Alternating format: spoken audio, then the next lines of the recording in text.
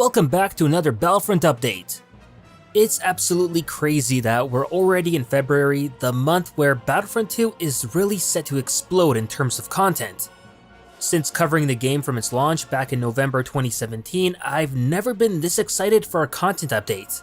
And it's hard not to understand why that's the case, as we're not only getting Anakin Skywalker this month, but clone customization, a feature that many prequel fans have been requesting for quite some time now.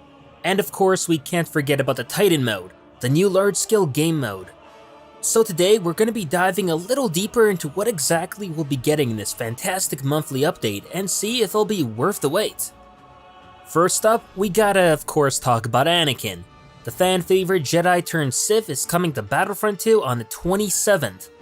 And while the long wait for him may not make everyone happy, especially all those fans who fully expected to see him part of the hero roster on day one, there is some good news that DICE will be doing to help make up for his delayed arrival. And by that, I mean by making him the strongest, yeah, you heard that right, the strongest light side hero in the game. This was of course confirmed by EA Charlemagne, who in regards to Anakin said, "Just wait and see. Remember, tank equals defense, not strength, and strength is where Anakin excels. He's easily the strongest light side character. He has a lot going for him, and I think you'll be satisfied. No more spoilers until then." Now given we already had a data mine regarding Anakin and what his abilities will be, a bit somewhat unclear, but what is clear and what we do know is that Anakin will be an amazing offensive-minded hero, especially his Retribution ability, which sounds like an incredibly powerful offensive buff. Skilled Battlefront players will surely be able to take full advantage of that one alone, especially in long hero kill streaks. Not to mention that he is called the Chosen One for a reason. I mean, that is the name of the update as well. So it makes sense why Anakin will be the strongest hero the light side has to offer. Although, at the same time, I know this news could still leave some fans disappointed who believe that Rey should be the light side's OP hero. But, well, what can you do? All I can say to that is that the sequel trilogy fans should take into consideration that Rey is still a Padawan. Meanwhile, the Anakin coming to the game is based off the one in Episode 3, who's already at the Jedi Master skill level. The clone customization is one feature that, well, without a doubt excite a lot of players who are currently left disappointed with the customization options in Battlefront 2. While we don't have any specifics on what kind of customization options this new update will bring, we do know some of the smaller details regarding what has been shared. This is of course the introduction of armored officers coming to the game, an addition that I can't think of any fans of Battlefront 2 that should have a problem with this. And even those in the minority who do prefer the naval officer look should be alright, as that will remain as an optional officer appearance for anyone who still wants to use it after the update. As for the clone customization itself, we also know that clone shinies will be returning. What we don't know is how exactly, so whether they'll be available as a purchasable appearance or just become a default appearance on all or most maps, and just making players choose the custom appearance route if they don't want to be a shiny. But if they'll be making shinies the default appearance on the maps, then DICE adding clone customization will make a lot of sense, especially since it's been confirmed that they've been playing around with the idea of custom clone patterns and armor markings. Now, whether or not we're actually gonna see any of this already implemented in this month's update is another story. Remember, DICE have been extremely vague on the clone customization that they're adding, and that may or may not be a good thing. It could be good for them not saying much and then surprising us with some in-depth customization features. Or it could just be them not saying anything because whatever we're getting will be bare bones and there's no reason to hype that up. But one thing that wasn't vague was that the Coruscant Guard appearance will really this time be coming out. It was originally supposed to come out in January, but DICE ended up delaying it in favor of releasing it together with their clone customization package. Now the funny thing is, the Coruscant Guard appearance technically did already come out in the January update. By this I mean it just didn't come out publicly, but it was included in the game files, and modders have already been able to uncover it. I also did notice that there's been some negative backlash by some people regarding the Phase 1 Coruscant Guard skin, saying it isn't very faithful to the Phase 1 Coruscant Guard we do see in the Clone Wars show. Now, I'm usually the one that's very picky when it comes to these sort of things, And honestly, I gotta say, I don't really see that much of a problem with it. It seems like an accurate real-life portrayal of an animated appearance. I suppose maybe some people want the red elements to be thicker and stand out more, which yeah, I'd be alright with that too. But other than that, I don't see anything majorly wrong here. Unlike of course we do see in the other appearances in the game, like the previously released Clone Legion skins. Which of course, I should add that those Legion skins have been confirmed by DICE to be corrected and shipping in this month's update. A lot of people have been asking and asking about those, and it's about time DICE finally released those corrected skins for them. And finally, we can't forget about the 501st Battalion, which is coming out this month as well. So yeah, if you're a Clone Legion fan, then you should be absolutely loving this month. Next up, the large-scale game mode, codenamed Titan Mode. Yeah, of course we're gonna talk about it, why wouldn't we? It's without a doubt the biggest addition coming to the game yet in this month's update, and still in my humble opinion, the most exciting. Fortunately, we've got some really cool news regarding Titan Mode that should really ease some of our concerns for this mode, and that is without a doubt whether it'll be coming out only for Geonosis.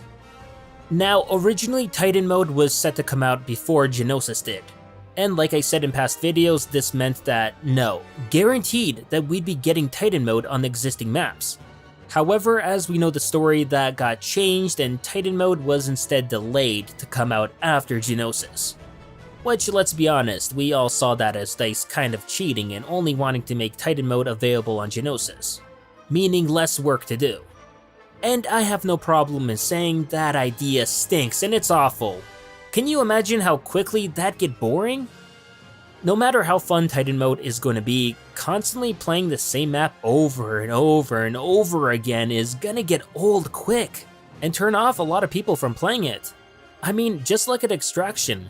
It's a fun mode, but if only a 2-map rotation, the fun quickly wears off. Especially after you've spent hours playing on only Kessel and Jabba's Palace. But fortunately, it looks like that won't be the case for Titan Mode.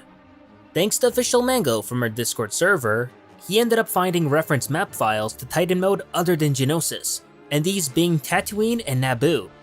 Now, from what I'm told, these are right now just empty subworlds dedicated to Titan Mode, so we can't actually edit these maps to view them and see what changes DICE are doing to these maps. But regardless, it's already a very good sign that DICE are making Titan Mode accessible on more than one map, and that alone really excites me.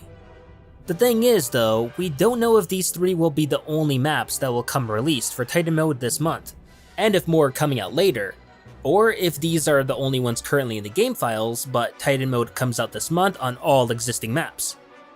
Now, I'd be more willing to speculate here that Titan Mode will only be coming out on Geonosis, Naboo, and Tatooine this month, and will instead be getting the rest later this year. Now, considering the assets required for this, we know that they need 2 capital ships. One for the light side, one for the dark side. And DICE already have a fully 3D model of a Venator completed, and that they had to do the same for the CIS Dreadnought capital ship. And yeah, they already have a modeled Dreadnought in the game, but not one with modeled interiors. But I'm sure by now they already completed that too. So looking at that, Geonosis and Naboo will be the 2 Titan Mode maps where we'll be seeing these 2 ships in action, as these will be prequel era maps. As for Tatooine, this will be an original trilogy map featuring a Star Destroyer and a Mon Calamari cruiser. Just like with the prequel era, DICE already have both these ships modeled out. But out of them 2, only the Mon Calamari cruiser has its interiors done, which of course we see in play in one during the single player campaign. Not only the interior hallways, but the hangar as well.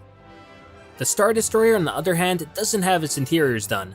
But given the fact that it's very similar to the Death Star interior, it shouldn't be hard for DICE to use those already created assets to make the inside of the Star Destroyer.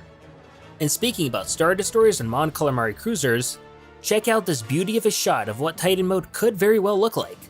Believe it or not, this is actually a picture from Battlefront 2015 from the Sullust mission, where we see a Star Destroyer and a Mon Calamari cruiser up in the sky fighting it out. And I gotta say, just seeing this really makes me wish that DICE were to port over that map to Battlefront 2 just for the Titan Mode, as it looks really good. Now, as the sequel era maps are concerned, it's a bit more complicated. Yeah, there's a First Order battlecruiser done in the game along with interiors, but there is no Resistance capital ship made at all. Sure, we have the Radis at the end of the single player campaign, but it's only a low poly model that for sure doesn't have any interiors made for it. So it would take DICE a lot more work to create a fully rendered proper sized Radis than any of the work they currently need to do for the prequel original trilogy maps. At the same time, I'm not saying we won't get any sequel maps for Titan mode, because I'm confident we will, but perhaps not on release, but later on. And before anyone gets smart in the comments section and says, well, they could just use the Rebels Mon Calamari cruiser as a capital ship because the Resistance and the Rebels are the same thing. Let me just stop you right there and say, no they can't. Not only because the Resistance and the Rebels aren't the same thing, and if you need to know why, I made a whole entire video about it, which you can check out in the video description below, as I'm not going to spend time explaining that here. But yeah, as for canon, the Resistance was tiny and only had one capital ship, the Radis. They never had fleets of Mon Calamari cruisers like the Rebels did, so they're technically relegated to only using the Radis for this mode. Although, with that said, apparently the Resistance will get some New Republic modern Mon Calamari cruisers in Episode 9, so DICE could just use those. But again, since those would be modern cruisers, they would still need to visually update them in order to fit them canonically in here. There's also the question if Disney would even approve of DICE doing something like that this early before the release of Episode 9. Regardless, it's clear that having the sequel era on release of Titan mode would take DICE more work than any other era. Again, not saying they can't do it, but based on the extra work and from the data mine that we've got, it's more possible that we'll have to wait for the sequel era Titan mode maps to come out later than get them on release this month. And that's the question. Would you prefer to see Titan mode delayed just so we get all three eras on release? Or rather just get it now with only prequel and original era maps, and have the sequel maps come out later? Let me know in the comments below. But that'll do it for this Battlefront update. As always, if you enjoyed this video, please like it, share it, and subscribe to the channel to not only support it, but keep up with Star Wars news, gaming, and canon lore released every week. And consider following me on Twitter and Facebook to never miss out on the latest Star Wars related content. Thanks for watching, and may the Force be with you.